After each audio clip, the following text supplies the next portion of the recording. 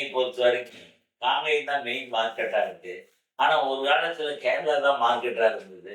அந்த கேரளா பார்த்தோம்னா, இப்ப தேங்காய் எண்ணெய், தேங்காய்க்கு இங்கிருந்து தான் அவங்க வாங்கிட்டு போறாங்க.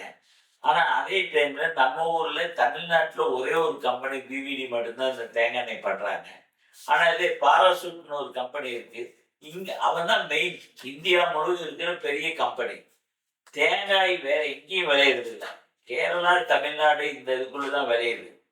இந்த எண்ணெய ஆயில் பண்ணோன்னே, அவன் தான் பூரா வாங்கிட்டு போறான் பாராசூட். அங்க வாங்கிட்டு போய் அவன் தான் மார்க்கெட் பண்றான்.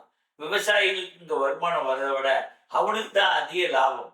அதத்தான் விவசாயிகள் போராட்டத்துல என்ன கேட்குங்க, தேங்காய் எண்ணெயை இங்கே நம்முடைய ரேஷன் கடையில கடலை எண்ணெய் மாதிரி தேங்காய் எண்ணெயும் சாப்பாட்டுக்கு பயன்படுத்துறத உபயோகத்தை சொல்லி இங்க யூஸ் பண்ற மாதிரி பண்ணலாம்னு கேட்குறாங்க.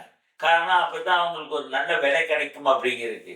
இந்த எண்ணெயினுடைய பூரா அவன் வாங்கிட்டு போயிட்டு அவன் அதிக லாபம் சம்பாதிச்சிட்டு இருக்கான். தமிழ்நாட்டுடைய இன்கம் வந்து அங்க போயிட்டு இருக்கு. இது வந்து காங்கேயத்துக்கு கிடைக்கணும்னா இது அரசாங்கம் இதுக்கு ஒரு ஸ்டெப் எடுத்து நான் எம்எல்ஏவா வரும்போது இதுக்கு ஒரு வழி, இந்த தேங்காய் எண்ணெயை எப்படி என்ன பண்ணலாம், என்ன மாதிரி எல்லாம் மார்க்கெட் பண்ணி விவசாயிகளுக்கு ஒரு நல்ல இதை கொடுக்க முடியுங்கிறத நம்ம ஒரு ஒரு பெரிய ஒரு டீம் வச்சு அதை ஒரு சர்வே பண்ணி அது எப்படி எல்லாம் பண்ணலாம்னு ஒரு முடிவு எடுக்கிறதுக்கு நான் கண்டிப்பா பண்ணுவேன் காங்கேய மக்களுக்காக.